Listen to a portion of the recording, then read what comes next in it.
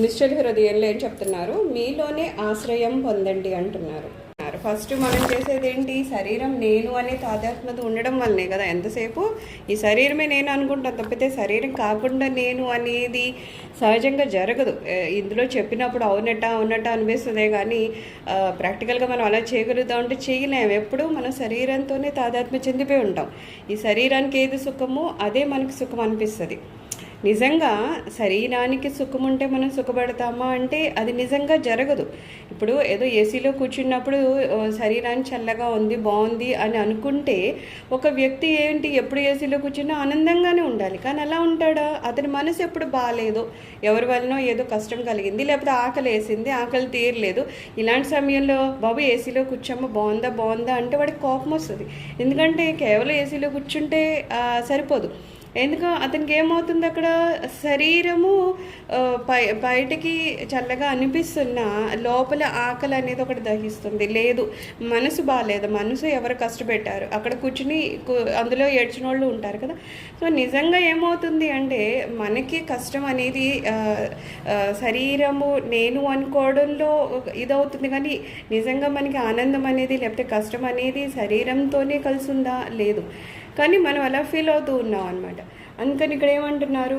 మనం ఎప్పుడైతే ఈ శరీరం నాది కాదు అనేది మనకి నిజంగా అర్థమయ్యి మనం ఆ ఆధ్యాత్మికత చెందడం కనుక మానేస్తే అప్పుడు ఏమంటున్నారు? నిజంగా మనము సుఖం అనేది ఏదో పొందగలుగుతాం అన్నమాట.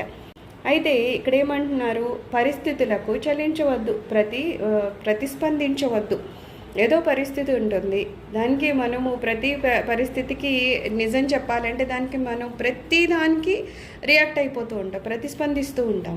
అక్కడ ఏది జరిగినా సరే మంచి జరిగితే మంచి అయింది అంటాము, ఏదో మంచి జరగకపోతే మంచి జరగలేదు అంటాము, ప్రతిదానికి స్పందిస్తాం. కేవలం మనం ఏదో కష్టం వస్తున్న కష్టం అని చెప్పుకోము. సుఖం వచ్చినా సరే మళ్ళీ నలుగురు ఫోన్ చేసేసి నీకు తెలిసి ఎంత మంచి జరిగింది, ఏదో మా ఇంట్లో ఎంత బాగుంది అని చెప్తాం.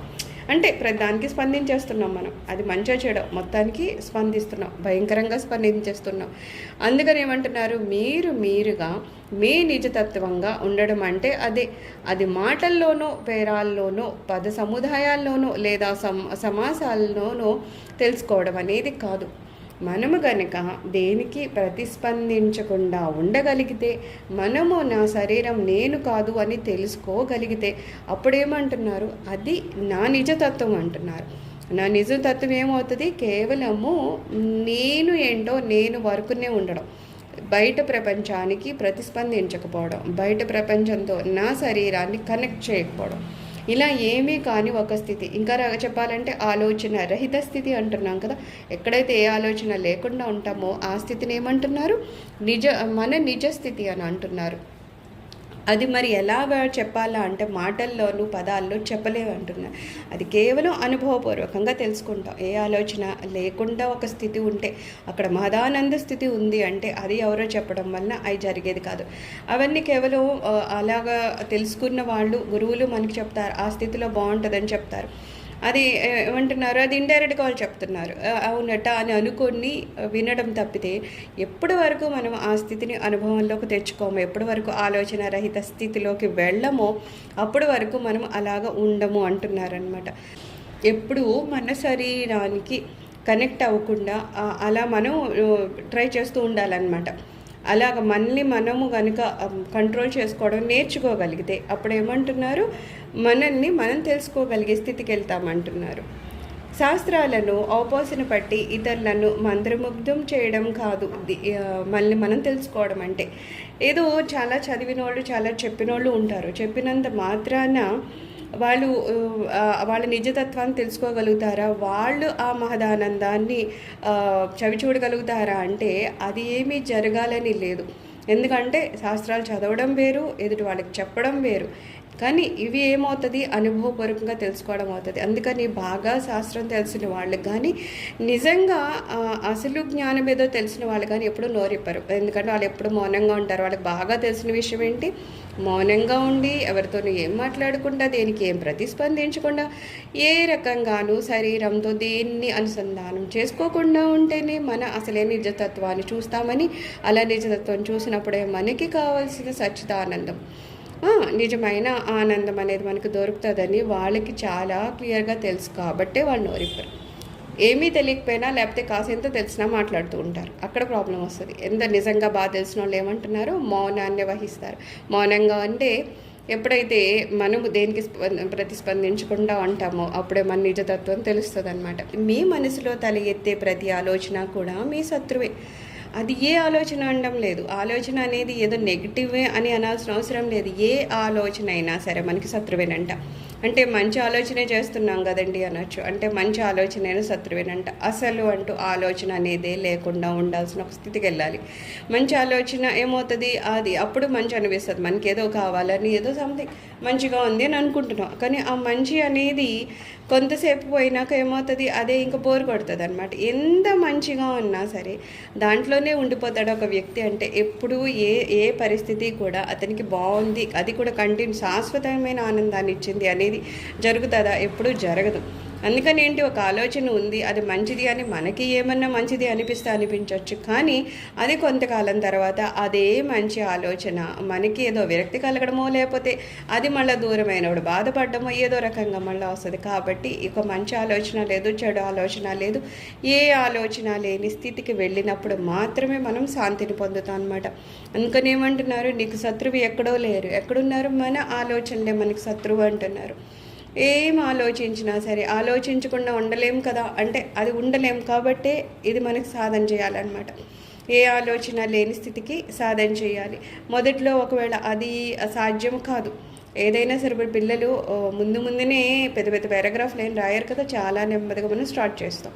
చాలా నెమ్మదిగా వాళ్ళ నుంచి చిన్నగా దిద్దడము, ఆ తర్వాత చిన్న పదము, మళ్ళీ ఒక సెంటెన్స్ చేయడం, ఆ తర్వాత పారాగ్రాఫ్స్, పెద్ద పెద్ద బుక్స్ చాలా చదువుతారు. అలాగా మన సాధన కూడా స్టార్ట్ అవుతుంది. ఆలోచన రహిత స్థితి అంటే ముందునే మనకి అలా కుదరినప్పుడు ఇంకాస్త మనకి సులభతరం చేయడానికి ఏమంటారు, ఒక మంత్రాన్ని కానీ ఒక ఓంకారాన్ని కానీ చేసుకుంటూ ఉండమంటారు. ఎప్పటి వరకు, కాసింత మనము ఆ లైన్లో ఇంకా రాలేనంతసేపు, ఇంకా అది మనకి సరిగ్గా సాధనలోకి రావడం లేదు అన్నంతసేపు ఏమంటున్నారు, ఒక పదాన్ని పట్టుకోండి. ఎందుకంటే ఏమీ లేకుండా మనసు ఉండదు. అది అంటే మామూలుగా ఇంకా సాధనలో స్టార్ట్ అయినప్పుడు అది మనం చెప్పినట్టు ఏది ఆలోచించకుండా ఉండు అంటే అదేం ఉండదు. అందుకని ఏమిటి, కనీసం ఏవో ఆలోచనల బదులు కనీసం ఓంకారాన్ని మనం పట్టుకున్నా సరే నెమ్మదిగా ఓంకారం వెళ్తూ ఉంటుంది. ఎప్పుడైతే ఆ స్థితి వస్తుందో, ఎప్పుడైతే గురువుగారి అనుగ్రహం మనకు వస్తుందో, ఎప్పుడైతే ఆలోచన రహిత స్థితి రావాల్సిన స్థితి వచ్చినప్పుడు ఆటోమేటిక్గా మనం ఏ ఓంకారం చెప్తున్నామో ఆ ఓంకారం అక్కడికి అది ఆగిపోతుంది. సో మనము ఆ స్థితికి వెళ్ళిపోతాము. ఆలోచన రహిత స్థితి అంటే ఖచ్చితంగా గురువుగారి అనుగ్రహం ఉండాలన్నమాట.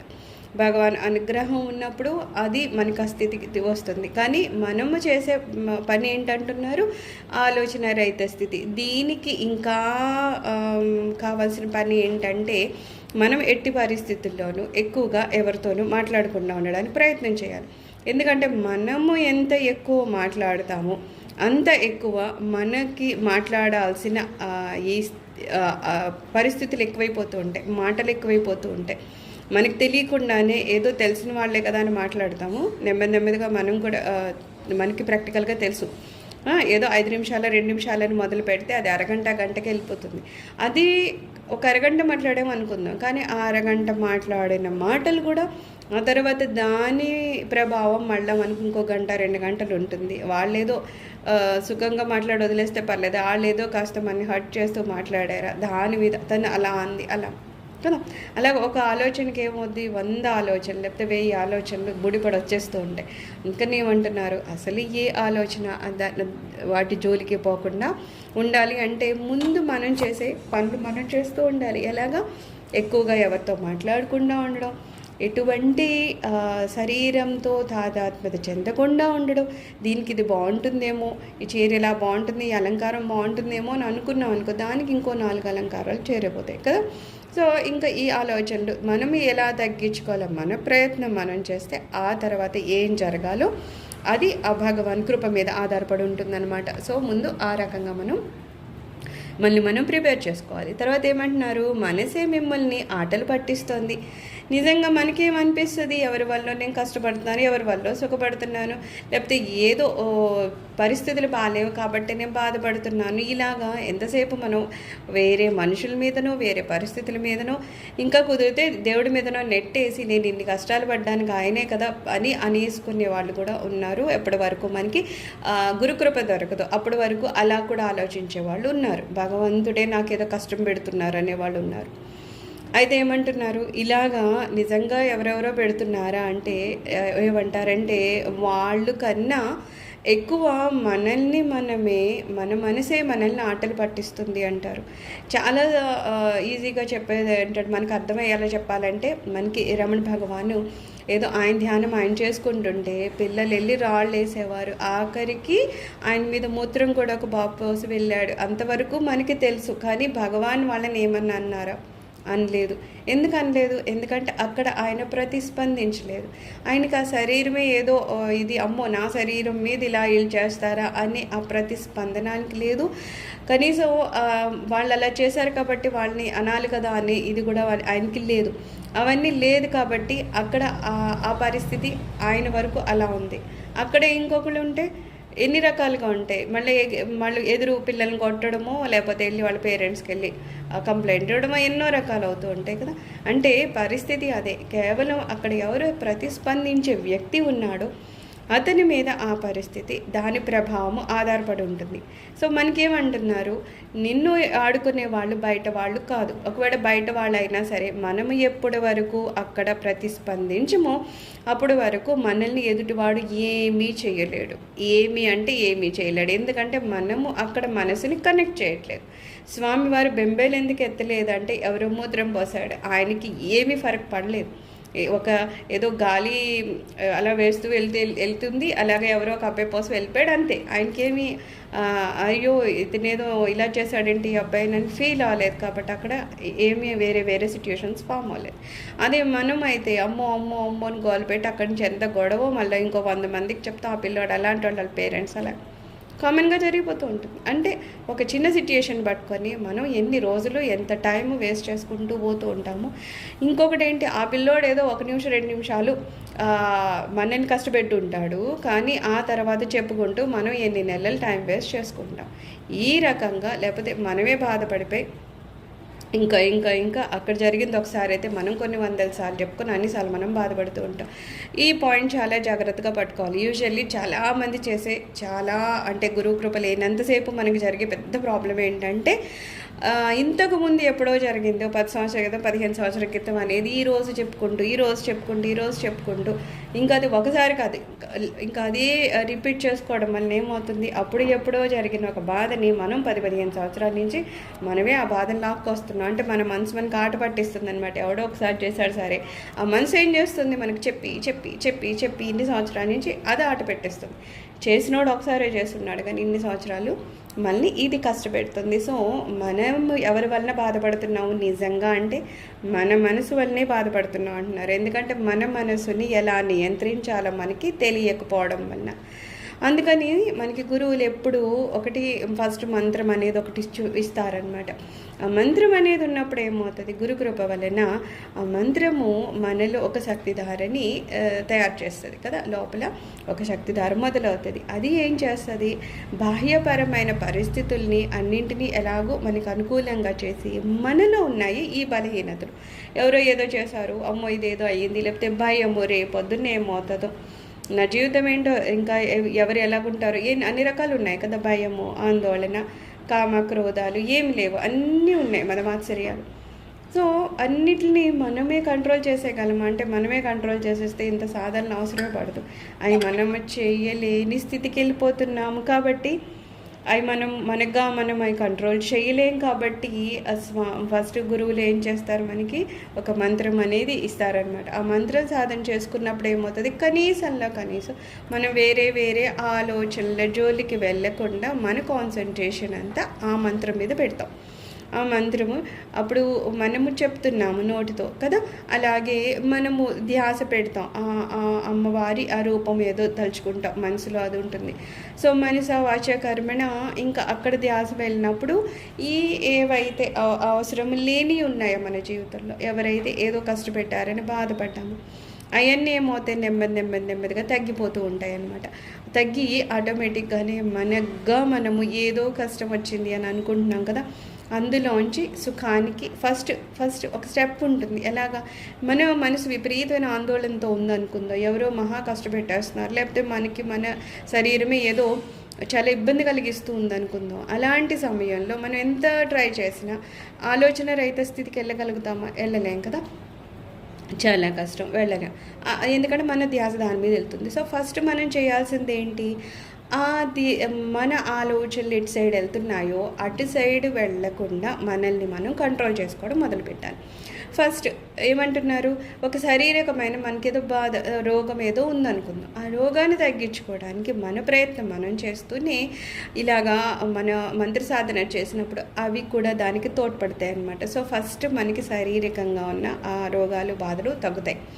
రెండోది ఏమవుతుంది, ఏ వ్యక్తుల వలన మనం కష్టపడుతున్నామని ఒక ఫీలింగ్ ఉందో, ఆ తర్వాత ఏమవుతుంది, వాళ్ళల్లోనూ ఆ మంత్రం మార్పు తెస్తుంది. దీనికి ఉన్న శక్తి అలాంటిది, మనకి కనిపించని ఒక శక్తి ద్వారా మొదలవుతుంది మన మంత్ర సాధన వల్ల. మూడోది ఏమవుతుంది, మనలో ఉన్న ఈ నెగిటివ్ ఉన్నాయి క్వాలిటీస్, వాటిని మనం తగ్గించుకోకపోయినా ఇవి మనలో ఉన్న ఆ నెగిటివిటీస్ని అది తగ్గిస్తూ ఉంటుంది.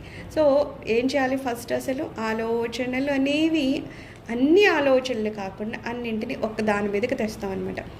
1000 ఆలోచనలు 1000 రకాలుగా వెళ్ళిపోతున్నప్పుడు అవన్నీ కాకుండా ఒక్క దాని మీద తెస్తున్నాం, ఓంకారం అనే దాని మీద, లేదో ఒక గురువుగారు ఇచ్చిన ఒక మంత్రం మీద, అంతే. అది తప్పితే ఇంకో ఆలోచన, ఇంకో పని మనకి లేదు అనేది తెలుసుకోవాలి. అంతేగాని ఏదో ఒక మాల చేసేసాము, ఈ రోజుకి నిర్మాణాలు చేసేసాము అని పక్కన పెడితే ఏమీ అవ్వదు. అలాగే మాల చేస్తున్నప్పుడు ఇంకో ఏదో పని చేసుకుంటూ మాల చేస్తే అది అవ్వదు. ఫస్ట్ చాలా ఇంపార్టెంట్ ఏంటి, మనసుని అక్కడ పెట్టాలి.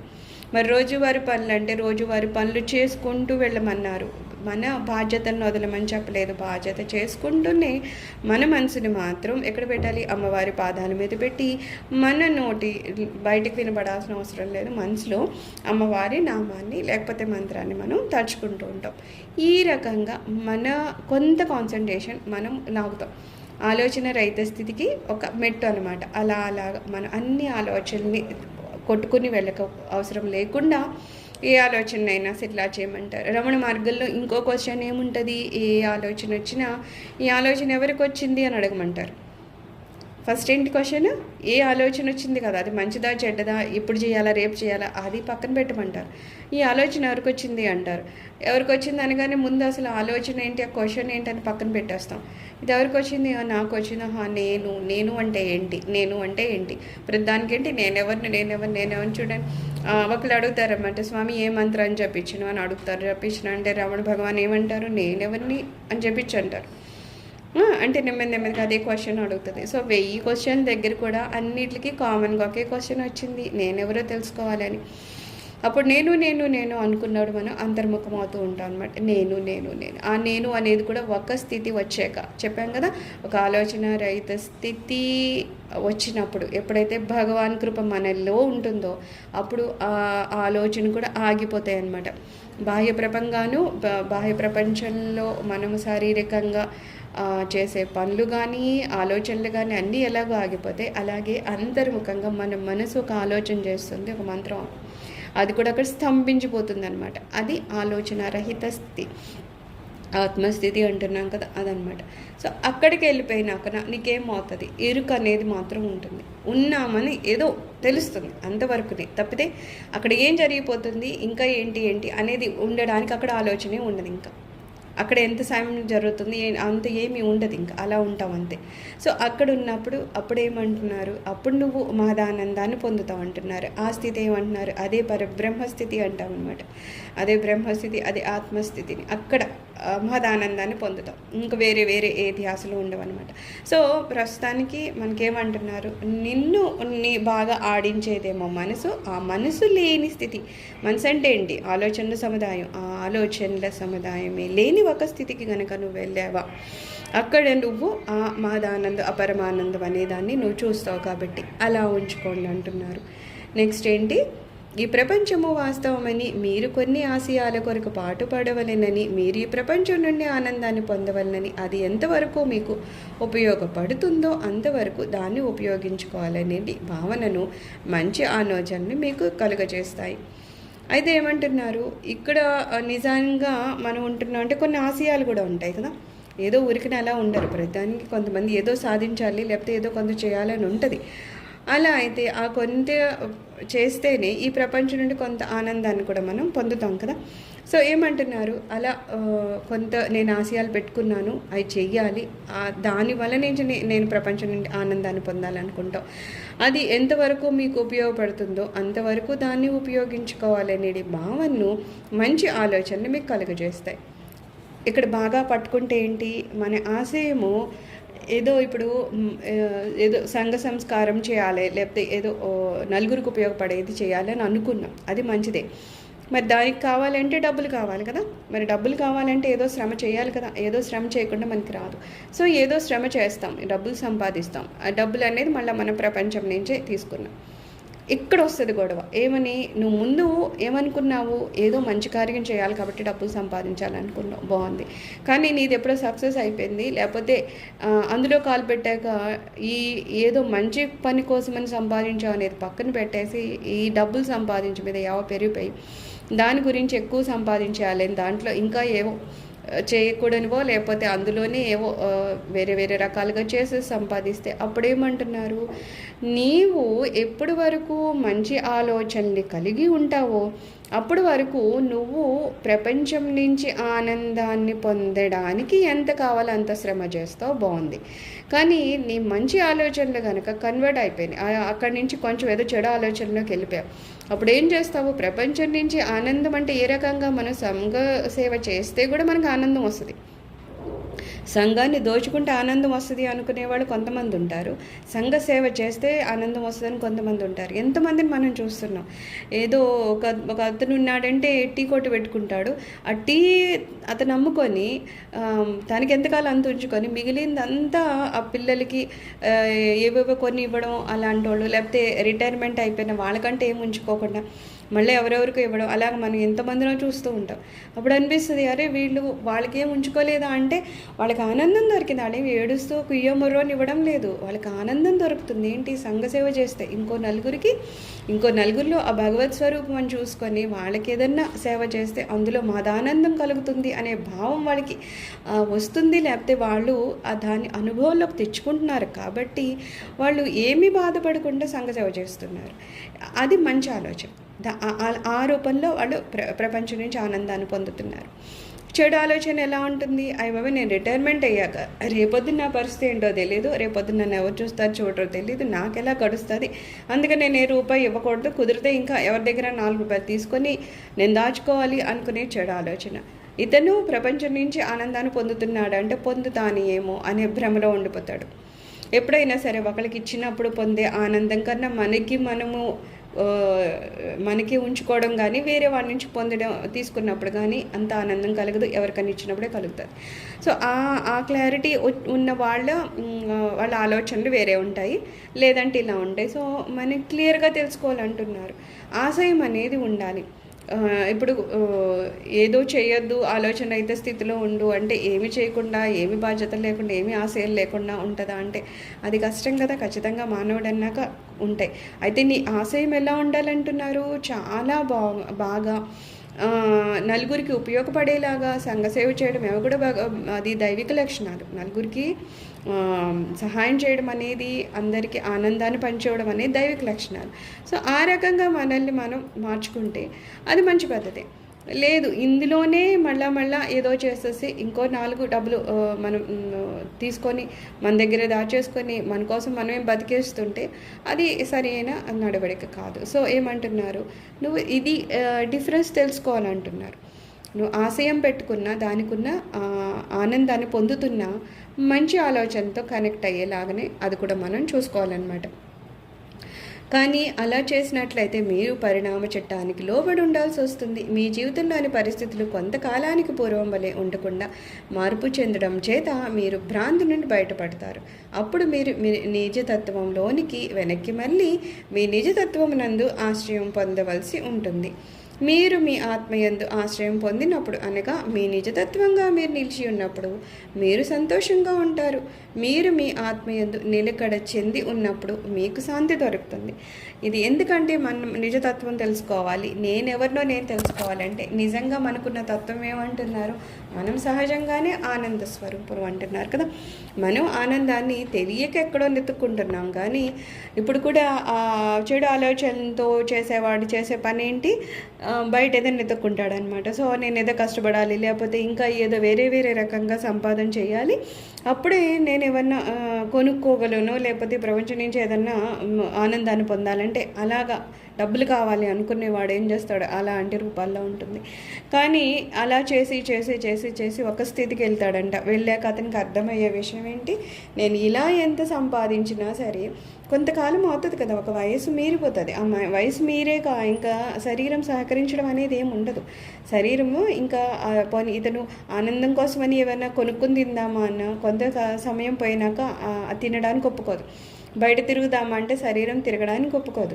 అలాగా రకరకాలుగా అన్నీ మళ్ళా శరీరము కుచించుకుపోతూ ఉంటుంది కదా. అలా వెళ్ళినప్పుడు అతనికి ఏమర్థమవుతుందంట? నేను ఎంత సంపాదించాను, లేకపోతే నేను ఏదేదో చేస్తున్నాను, లేదు నేనేదో పొందుదామని బాహ్య ప్రపంచంలో కష్టపడుతున్నాను, కానీ నాకు కావాల్సింది అక్కడ లేదు అని అతనికి ఒక రియలైజేషన్ అప్పుడు అవుతుందంట. అప్పుడు ఖచ్చితంగా అర్థమవుతుందంట, నేను నెతుక్కుంటుంది అక్కడ కాదులే దొరుకుతుందని. మరి ఎప్పుడు దొరుకుతుంది, ఎక్కడ దొరుకుతుంది అన్నప్పుడు అతని ధ్యాస మనకి ఏదన్నా కావాలంటే దాని గురించి తెలియనప్పుడు ఏం చేస్తాము? దానికి ఎవరికి తెలిసి ఉంటుందో వెళ్ళి వాడిని అడుగుతాం మనం. అలాగన ఈ మార్గం ఏంటి, లేకపోతే నాకు శాంతి ఎక్కడ దొరుకుతుంది ఏంటి అని కావాల్సి అనుకున్నాడు ఏం చేస్తాడు? ఒక గురువుని ఎత్తుక్కుంటాడు. ఎప్పుడైతే నిజంగా ఆతృతతో గురువుని నెతకాలని అనుకుంటాడో అప్పుడు ఇతను ఇక్కడికే వెళ్ళాడు. భగవంతుడే అతని మీద దయతలిచి గురువు రూపంలో అతని ముందుకు వచ్చి అప్పుడు మార్గం చూపిస్తారనమాట. ఏమని? నువ్వేదో ఆనందం అని ఎతుకుతున్నావయ్యా, ఎక్కడో బాహ్య ప్రపంచంలో అదంటున్నావు ఇదంటున్నావు, ఇక్కడెక్కడా కాదు, ఉన్నది ఎక్కడుంది? నీ మనసులోనే ఉంది అని చెప్పేసి మళ్ళీ మన ఆలోచనలు అన్నింటినీ మళ్ళిస్తారనమాట. మళ్ళించినప్పుడు ఏమంటున్నారు? నువ్వు అప్పుడు బయట తిరగడం మానేసి అప్పుడు లోపలికి వెళ్ళి చూసుకుంటావు, నీలో నిన్ను నువ్వు చూసుకుంటావు. చూసినప్పుడు అప్పుడు చెప్తారనమాట, నువ్వేదో ఆత్మ అంటే ఎక్కడో ఉంది, లేకపోతే భగవంతుడు అంటే ఎక్కడో ఉన్నారని కదా నెతికావు. ఏదో గుళ్ళు గోపురాలు ఏదో క్షేత్రాలు అవన్నీ తిరిగావు కదా. ఆఖరికి ఎక్కడున్నాయి? ఎక్కడో లేదు, నీలోనే జీవాత్మ రూపంలో చిన్న ఆత్మరూపంలో స్వామివారు ఉన్నారు. నువ్వు కనుక ఈ సాధన చేసి ఎక్కడైతే ఆలోచన రహిత స్థితికి వెళ్తావో, ఎక్కడైతే నీకున్న ఆ బలహీనతల్ని తగ్గించుకోగలుగుతావో, ఎక్కడైతే నిన్ను నువ్వు తెలుసుకోగలుగుతావో అప్పుడు ఏమవుతుంది? ఆ పరబ్రహ్మే నీకు అర్థమవుతారు, ఆయన్ని నువ్వు అనుభూతిలోకి తెచ్చుకుంటావని ఆ స్వామివారు చెప్తారనమాట. అప్పుడు ఏం చేస్తాడు అంటున్నారు, ఎవరైనా సరే ఎప్పుడు తెలియనంతసేపు బయట తిరుగుతారు, కానీ ఎప్పుడైతే ఆ జ్ఞానం అనేది అతనికి అర్థమైందో అప్పుడు తనని తాను మళ్ళించుకొని తనని తాను లోపలికి వెళ్ళి తనలో ఉన్న ఆ బ్రహ్మను కనుక్కోవడానికి ప్రయత్నాలు చేస్తారన్నమాట. ప్రయత్నం చేయాలంటే ఇంకోటి ఏం చెప్తారు? ఖచ్చితంగా మన మనసు శుద్ధితో ఉండాలని చెప్తారు. కేవలం ప్రయత్నం చేస్తే సరిపోతుందా అంటే ప్రయత్నం సరిపోదు. ఇప్పుడు చిన్న పూజలకి మన భగవంతుని తెలుసుకోవాలి, లేకపోతే ఆత్మసాక్షాత్కారానికి ఉన్న డిఫరెన్స్ ఎక్కడ ఉంది అంటే, పూజలలో ఏదో కాసింత డబ్బులు ఖర్చు పెట్టినా, కాసింత ఏమన్నా ఆ వస్తువులు సామాగ్రి వాడినా ఆ పూజ అవుతుంది అన్నట్టు ఒక తంతులాగా అయితే అవుతుంది. నిజంగా పూజ అయితే అలా చేయకూడదు. అక్కడ కూడా మనస వాచ కర్మణ అనే చెప్తారు. కనీసం అది అవుతుంది అన్నట్టు ఉంటుంది. కానీ ధ్యానం దగ్గరికి వచ్చేసరికి, లేకపోతే ఆత్మసాక్షాత్కారం వచ్చేసరికి మాత్రం ధ్యానంలో కూర్చున్నాము అంటే కూర్చుని ఆలోచనలు ఎక్కడికో పోతే కూడా ఎన్ని జన్మలు ఎత్తినా సరే ఆత్మసాక్షాత్కారం కుదరదు. అందుకని ఏమంటున్నారు ఇక్కడ, ఎప్పుడు ఆత్మసాక్షాత్కారం కుదురుతుంది అంటే మనశుద్ధి ఉండాలి. మనసు ఎప్పుడు శుద్ధిగా ఉంటుంది, మనసు ఆలోచనరహితంగా ఎప్పుడు ఉంటుంది, అది శుద్ధిగా ఉంటేనే, మంచిగా ఉంటేనే. ఎవరో నలుగురిని బాధపెట్టి లేకపోతే ఏదో చేయకూడని పనులు చేసి అసత్యం చెప్తూ ఇలా ఉన్నప్పుడు మనసు నిలకడగా ఉంటుంది, ఎక్కడ ఉంటుంది, అది చంచలంగానే ఉంటుంది. దానికి ఏదో భయం, ఎవరైనా మళ్ళా నన్ను ఏమన్నా అంటారేమో, లేకపోతే అమ్మో రేపొద్దున్న ఏమవుతుందో, నేను నిన్నేదో తప్పు చేశాను, అక్కడ ఏదో 4 డబ్బులు పట్టుకొచ్చాం, ఇదేమవుతుంది, ఇంక ఇవన్నీ ఆలోచనలు మనిషిని నిలకడగా ఉండనిస్తాయి, ఉండనివ్వు. కానీ ఎప్పుడైతే మనశుద్ధి ఉంటుందో, మనం మనసుని చాలా శుద్ధిగా ఉంచుకుంటామో అప్పుడు ఇంకా ఆలోచించడానికి ఏం మిగలదు, ఉన్నదల్లా కేవలం ఆ భగవంతుడి మీద ఆలోచన తప్పితే. అందుకని ఏమంటున్నారు, ఎప్పుడైతే మనం ఓంకారమైనా పట్టుకొని ఆ లోపలికి వెళ్తూ ఉంటామో, ఒక స్థితి వెళ్ళిపోయినాక ఆ లోపల నుంచి కూడా గురువు గారే ఆ భగవంతుని రూపంలో, ఆత్మ రూపంలో మనల్ని లోపలికి తీసుకుంటారని చెప్తారనమాట. ఆ స్థితిలోకి వెళ్ళినప్పుడు ఇంకా ఎక్కడ ఎప్పుడు ఎలాగా దొరికినంత ఆ ఆనందాన్ని మనం అక్కడ చవి చూస్తాం అనమాట. అందుకని ఏమంటున్నారు, మన మనసే మనల్ని ఆడిస్తుంది తప్పితే కొత్తగా మనల్ని ఆడించే వాళ్ళు ఎవరు లేరనమాట. సర్వం శ్రీరాముని చరణ అరవింద అర్పణమస్తు. లోకా సమస్త సుఖనో భవంతు.